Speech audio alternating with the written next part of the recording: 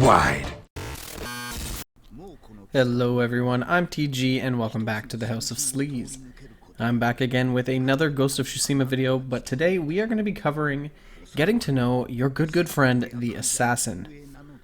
So similar to the Ronin, the Assassin is a little bit of a unique class in the sense that it plays a little bit differently than the others. And I know they all kind of play differently, but the Assassin is more about, obviously, stealth than anything else. And if you're just getting started, you might think stealth isn't that big a deal, especially in survival. Well, that's where you're wrong, kiddo. Stealth is where it's at. So let's dive in and take a look at what it is that makes the Assassin tick. So first things first, as always, let's take a look at the katana. Now, what I like to use for my Assassin is the moon katana.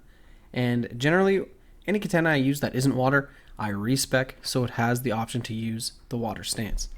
But the reason I like to use the moon katana, especially with the Assassin, is since you're all about stealth and obviously assassinations, what you want to do is break the enemy's guard.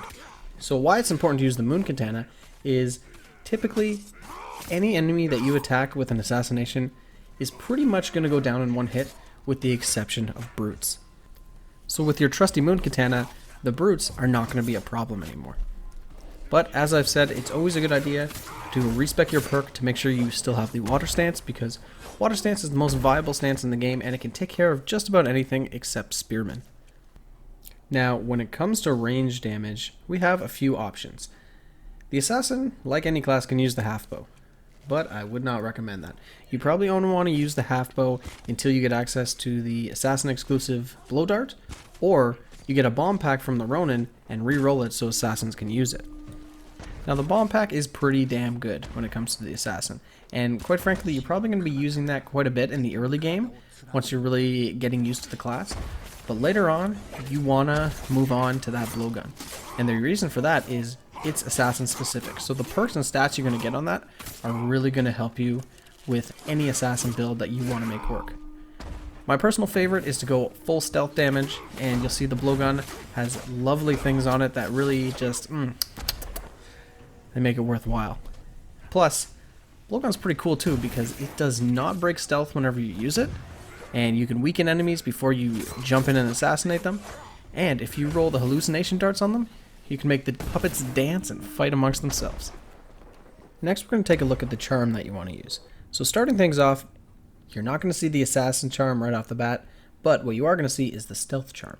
So the stealth charm, as you would probably guess, enhances stealth related activities. Now you again only want to use this until you get access to that Assassin charm, because the Assassin charm is going to give you some fantastic perks. Keep an eye out for Hysteria. You'll thank me later. Now moving on to your ghost weapons. So in my opinion, the Assassin is a little more cut and dry than the other classes. Generally, you want to be using the kunai and you want to be using the smoke bomb. I've seen some players with a little bit of variation, but in my opinion, those two are probably the best bet for just about any Assassin build that you're making. So first is the kunai, and that's my personal favorite.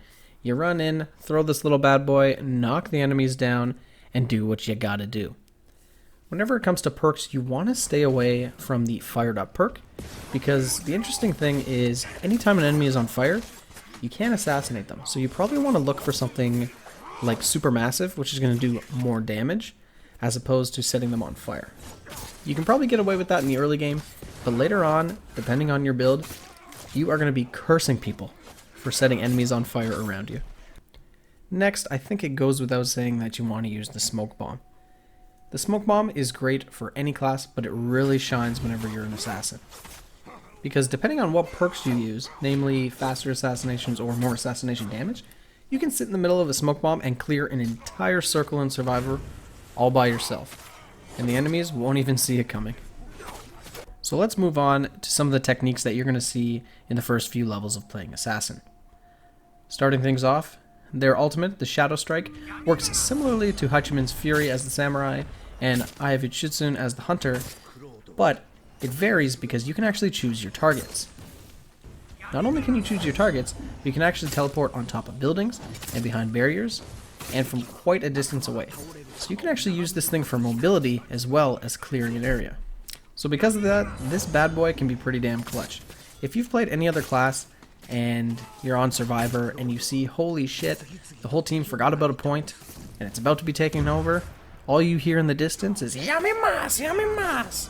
And you look, the point's fine because the assassin has gotten there in time and he is running shit. Next we have the always fun Toxic Vanish. So this will make you vanish in a cloud of poison smoke that starts to stagger all the enemies around you. So this is really useful, especially when you use it in the fray when there's teammates around, because all the enemies around you are going to be staggered in a matter of seconds, plus you get a free assassination out of it because you're invisible. Next, the first of the assassin's perks, and my personal favorite, is Critical Hit. What this does is cause all your assassinations to do 30% more damage. So that's pretty amazing whenever you start to think about how much stealth attack damage you can get on your gear. Everything stacks in this game. And with proper gear rolls down the line, you can be stacking over double assassination damage on every enemy. The next perk the assassin has is Experienced Assassin. So this makes it so all the stealth attacks are faster and quieter. This thing in the late game is invaluable because a lot of the times you get stuck in assassination animation, and guess what? You can get hit during that. So if you're going for a full stealth damage build, this is what you gotta do. Lastly, we have Shadow Storm, and this is a perk depending on your build later on that you could use all the way to the end game. What it does is add 2 extra strikes to your Shadow Strike. This can be very, very helpful in bronze and silver, but I still see a lot of people using it in gold and above, simply because Shadow Strike damage is Shadow Strike damage.